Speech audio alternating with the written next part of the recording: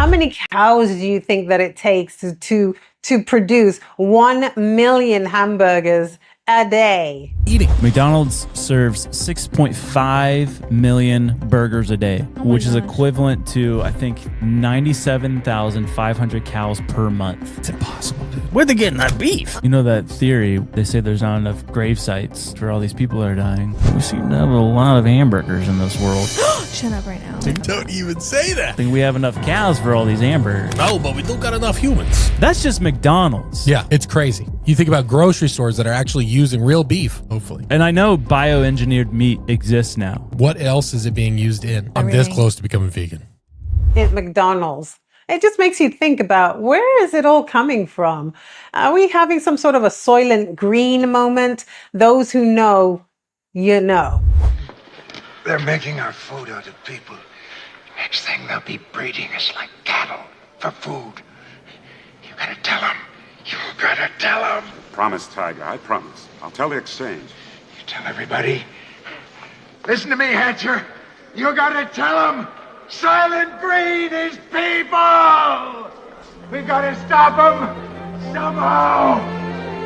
I'm Rosemarie Havsom. I'm back again to let you know that you can take full control of your life by what you choose to put at the end of your fork. So let's get into it. Think about it. Where is McDonald's getting all their beef from? Like, how many animals would that take to produce 1 million burgers to feed people every day? Now, some people are saying, I wonder if this is cloned meat. And unfortunately, that might be the case, allegedly, that there's cloned beef going into those hamburger patties. Or maybe it's some other kind of meat that is, not really spoken of.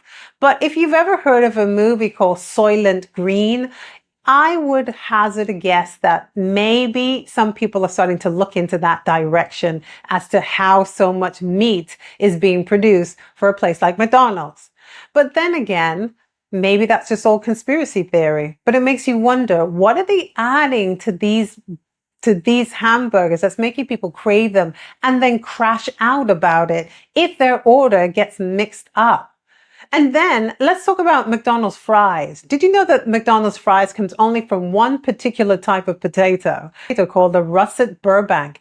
These are exceptionally long potatoes that produce very long fries that then can be like a bouquet, as one researcher said, out of the case of a set of McDonald's fries. And that is the way McDonald's wants it to look. They want it to look like it's a bouquet of flowers, a bouquet of fries, if you will. But what is the problem with these potatoes? These potatoes are very hard to grow. They have a problem that's called net necrosis, which produces these brown lines throughout the white flesh of the potatoes. So to prevent that, farmers spray the entire place with a very strong pesticide called Monitor. The problem with Monitor is that farmers then cannot go anywhere near their fields for a few days, so that they're not inhaling this very deadly Monitor pesticide. So these are the McDonald's fried potatoes, okay? Then after that, these potatoes are then held in storage somewhere for 6 weeks so that all of these gases can be offloaded before they're then shipped for eating and use at McDonald's. If you go to McDonald's anywhere in the world, you will find French fries, or chips as you call them, and you will find that they're always made from the same potato, the russet Burbank potato. This is a potato from America that's unusually long and difficult to grow, but that's what they want, because when you're McDonald's, those red boxes with a little bouquet of very long chips, it looks really good. So they insist that all their potatoes be russet Burbanks, and they further insist that they have no blemishes at all. There's a very common defect of russet Burbank potatoes called net necrosis. And you've seen potatoes with a little brown line sometimes, or spots that come through it. Well, McDonald's won't buy them if your potatoes have that. And the only way to eliminate that is to eliminate an aphid. And the only way to do that is with a pesticide called Monitor that is so toxic that the farmers who grow these potatoes in Idaho won't venture outside into their fields for 5 days after they spray. And then then when they harvest their potatoes, they have to put them in these atmosphere-controlled sheds the size of a football stadium because they're not edible for 6 weeks. They have to off-gas all the chemicals in them. So you see, the desire for a certain kind of chip leads to a certain kind of agriculture. What?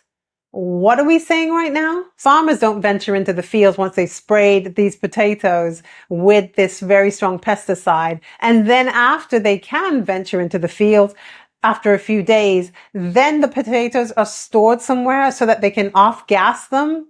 And then they are treated and sent out to McDonald's. This is some diabolical work if you've never heard of this before.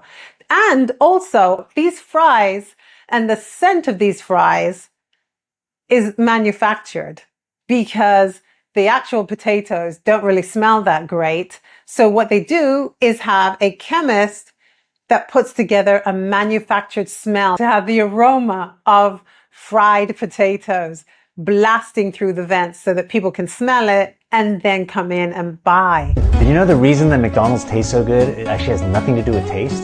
One day I was buying something from Craigslist, so I met this lady. We got to talking and I asked her, so what do you do? And she says, oh, I'm a chemist. I said, no way, that's crazy. My parents are both chemists. I was like, what kind of chemist? She said, I'm a food scientist. I said, no way, my parents are both food scientists. I said, what kind of food science? She says, I manufacture smells. And I'm just like, huh? What does that mean? Who do you do that for?